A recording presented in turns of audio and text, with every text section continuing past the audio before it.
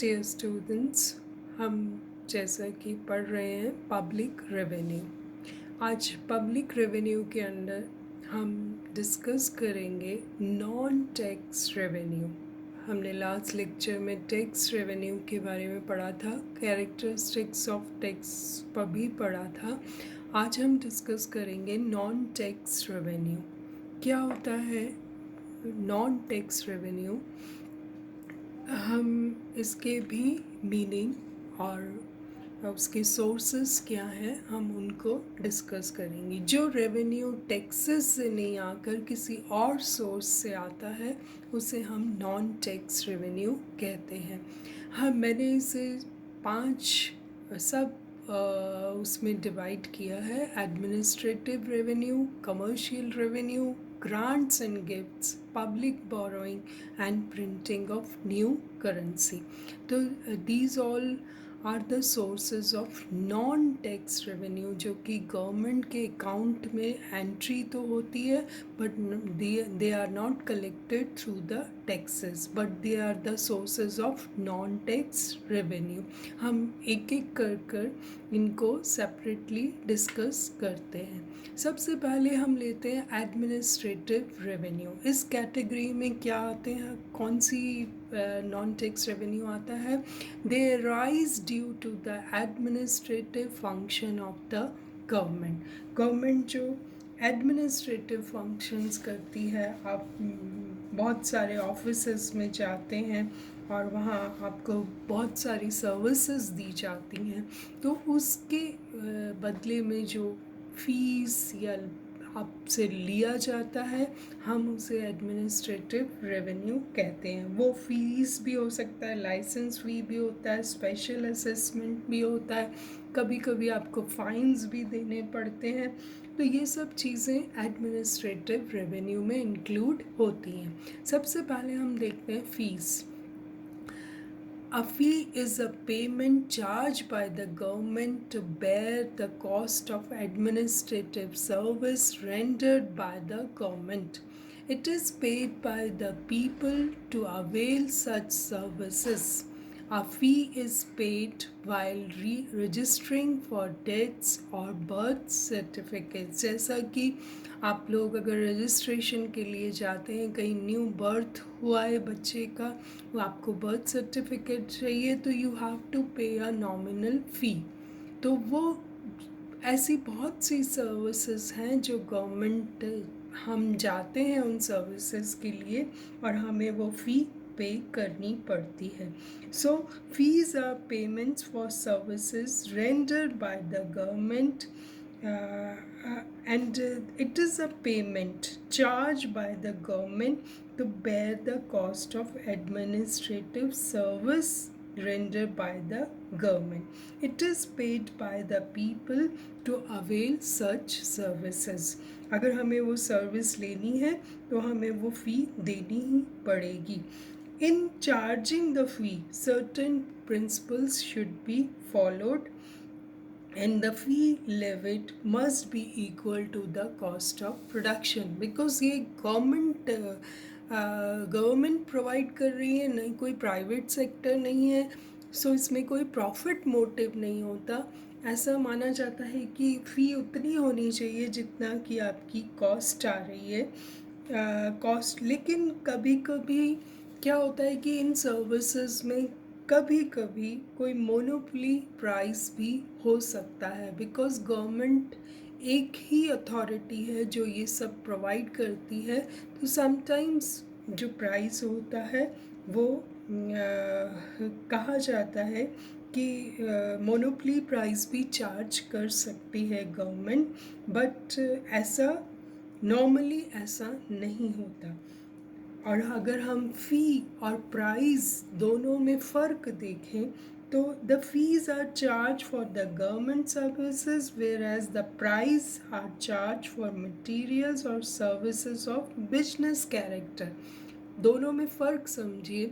हम birth certificate के लिए जाते हैं तो हमें फ़ी देनी पड़ती है, लेकिन अगर हम किसी गवर्नमेंट फैक्ट्री से कोई सामान लेने जाते हैं, फॉर एग्जांपल फर्टिलाइज़र ही लेने जाते हैं, तो वी हैव टू पे द प्राइस।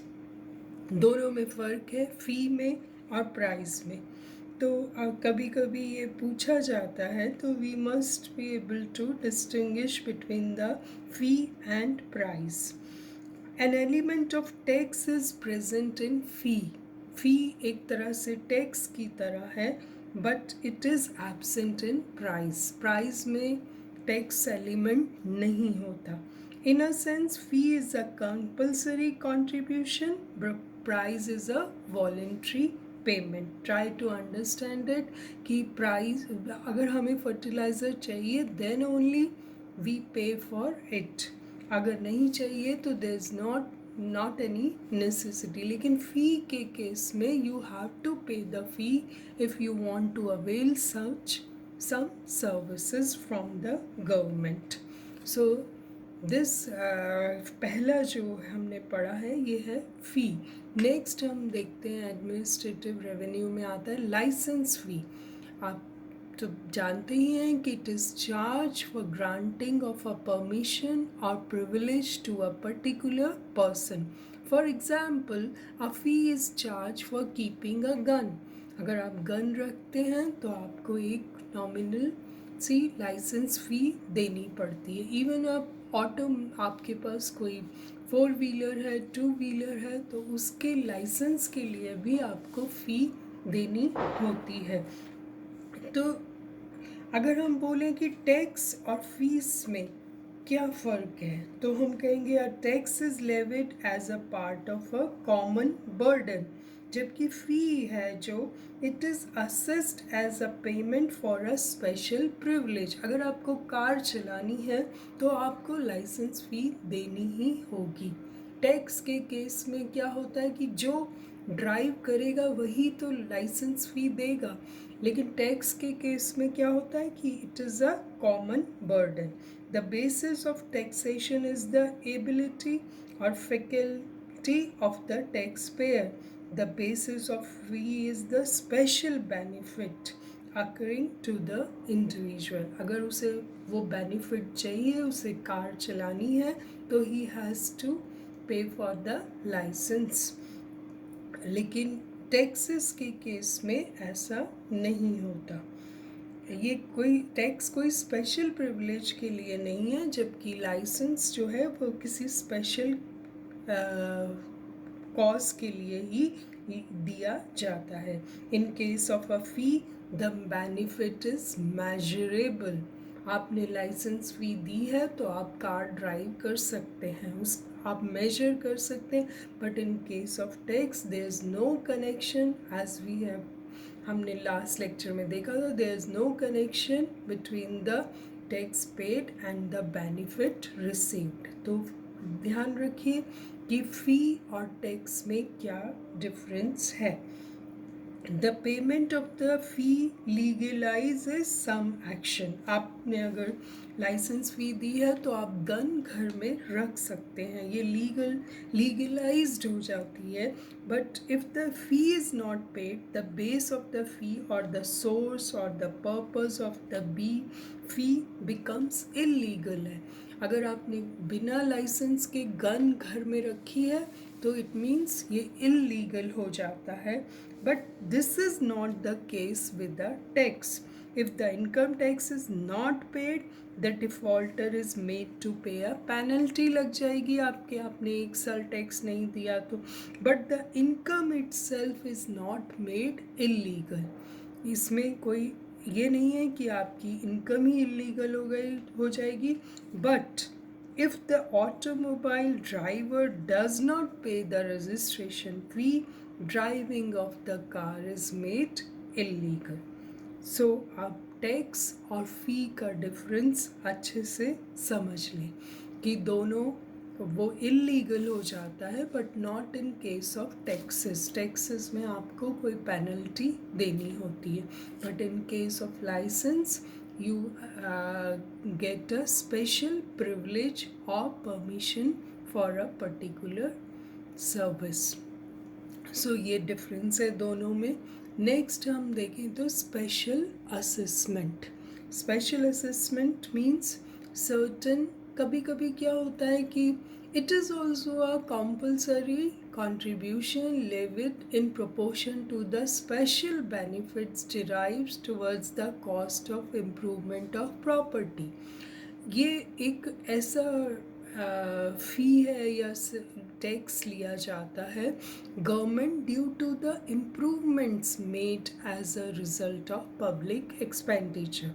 पब्लिक एक्सपेंडिचर से अगर किसी एरिया का किसी जगह का वैल्यू बढ़ जाती है, फॉर एग्ज़ाम्पल अगर इरिगेशन फैसिलिटीज़ गवर्नमेंट प्रोवाइड कर देती है particular area, it improves the cost of property और लैंड, तो उस केस में गवर्नमेंट एक स्पेशल असेसमेंट के नाम से आपसे जो आप स्पेशल बेनिफिट आपको मिला है क्योंकि इरिगेशन इम्प्रूवमेंट से आपकी लैंड की वैल्यू बढ़ गई, आपकी कॉस्ट बढ़ गई, तो वो आपसे स्पेशल असेसमेंट चार्ज कर सकती है। इस स्पेशल असेसमेंट को इंग्लैंड में बेटरमेंट टैक्स कहते हैं, बेटरमेंट टैक्स भी कहते हैं, बिकॉज ये it enhance the value of your land or property. That's why this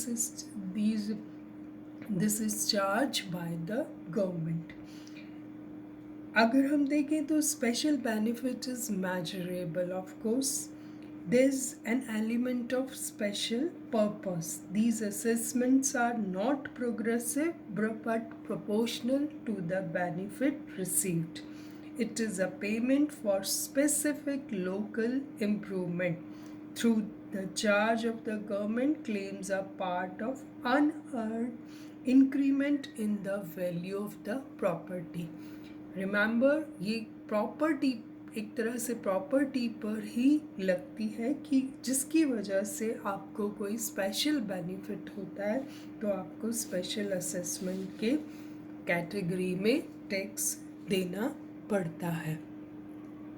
हम नेक्स्ट हमारा जो एडमिनिस्ट्रेटिव में आता है वो है fine and penalty. A fine is a punishment imposed on the individual for any violation of law, for example violation of traffic rules.